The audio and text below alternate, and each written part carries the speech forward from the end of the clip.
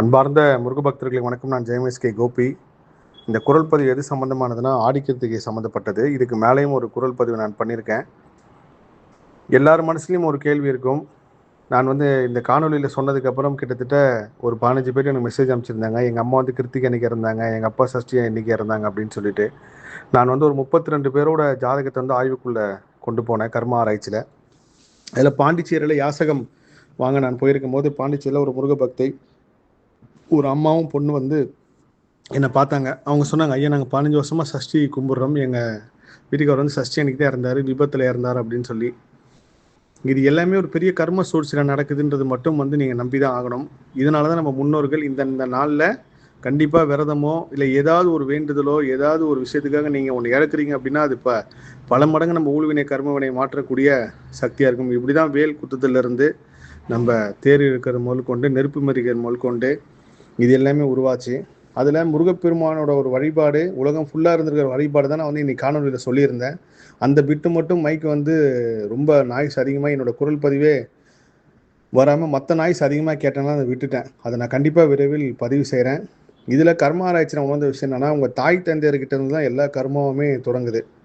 தாய் தந்தை மனைவி உங்கள் பசங்க மகனோ மகளோ இவங்ககிட்ட யாருக்கிட்டேயாவது ரொம்ப மனசை துன்புறுத்தோ இல்லை அவங்ககிட்டேருந்து ஏதாவது ஒரு விஷயத்த ரொம்ப நீங்கள் அவங்கள மனசை கஷ்டப்படுத்தி பேசி இல்லை ஏதாவது ஒரு தாக்குதல் பண்ணியிருந்து ஏதாவது ஒரு விஷயம் அவங்கள வாழ்நாள் ஃபுல்லாகவே மறக்க முடியாத அளவுக்கு ஒரு தீரா காயம் ஏற்படுத்தினீங்கன்னா அவங்ககிட்ட மன்னிப்பு கேட்டுருங்க. அது குறிப்பாக அந்த கிருத்திகைனால நீங்கள் மன்னிப்பு கேட்டு காலில் விழுந்து கேட்டால் இன்னும் உத்தமம். அவங்க மனசு மாறுதோ இல்லை அவங்க உங்களை மன்னிக்கிறாங்களோ இல்லையோ நீங்கள் ஆத்மார்த்தமாக மன்னிக்க கேளுங்க. நான் திரும்பவும் சொல்லலாம், உங்கள் தாய் தந்தை நீங்கள் எவ்வளோக்கு எவ்வளோ பார்த்துக்கிறீங்களோ அதிலிருந்து தான் உங்களோட எல்லா பிறப்பும். நம்ம ஒருத்தவங்களை பார்த்து சொல்கிறோம் பார்த்தீங்களா, இவனுக்கு எந்த குறையும் இல்லை, நல்லா இருக்கான், அற்புதமாக இருக்காரு, இவனுக்குலாம் இப்படி தான் கிடைக்குது, நம்மளுக்கு ஏன் அப்படி கிடைக்க மாட்டேது, இப்படி ஒரு வாழ்க்கை எல்லாமே வர்றதுக்குண்டான ஒரு விஷயமே தாய் தந்தை நல்லா பார்த்துக்கிறது தான் இருக்குது. தாய் தந்தையோட கர்மா பெரிய கர்மா. அவங்க உங்களை பார்த்துக்கலனாலும் அவங்க உங்களை கஷ்டப்படுத்தினாலும் அவங்க உங்களை வேதனைப்படுத்தினாலும் இந்த பிறப்பில் உங்கள் அப்பா அம்மா இவங்க தான். இவங்க 2 பேரும் இணைந்தனால தான் நீங்கள் பிறந்தீங்க. அந்த தாய் கருவிலேருந்து தான் நீங்கள் வந்தீங்க. பட்டினத்தார்ன்ற ஒரு மிகப்பெரிய மகான் சிவபெருமானின் அவதாரம். அவரே தன் தாய் இருக்கிற வரைக்கும் நான் பூம்புகார் மண்ணை விட்டு போக மாட்டேன்னு சொல்லி தாய் இறந்ததுக்கப்புறம் அந்த சடங்கு செஞ்சு தான் போவார். அப்பேற்பட்ட தாய் சக்தியும் இந்த தந்தை சக்தி பெற்றோர் சக்தியும் சேர்ந்து தான் நம்ம கர்மாவை எழுதுகிறாங்க.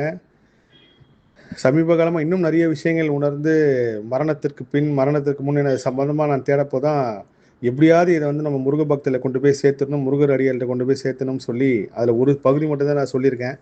சஷ்டி நாள்லையோ கிருத்திகை நாள்லையோ உங்கள் தாய் தந்தையர்கிட்ட மன்னிப்பு கேளுங்க. ஏதாவது தவறு செய்துன்னு அவங்களை கஷ்டப்படுத்தியிருந்தா, அது கணவனாக இருந்தால் மனைவி, மனைவி இருந்தால் கணவன், இல்லை யாருக்காவது நீங்கள் ஒரு தீர்க்க முடியாத துன்பத்தை கொடுத்துருந்தீங்கன்னா கண்டிப்பாக மன்னிப்பு கேளுங்க.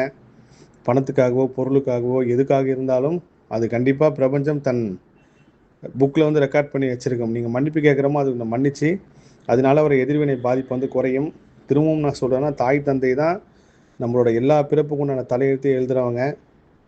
இந்த பிறப்பில் நீங்கள் தாய் தந்தையை பார்க்குறீங்கன்னா அடுத்த பிறப்பில் அவங்க இதே குடும்பத்தில் வேற ஒரு பிறப்பாக வருவாங்களே தவிர அவங்க குடும்பத்தை விட்டு எங்கேயும் போக மாட்டாங்க. ஸோ தாய் தந்தையர்களை மதிங்க. எல்லா புகழும் முருகனுக்கே. நன்றி.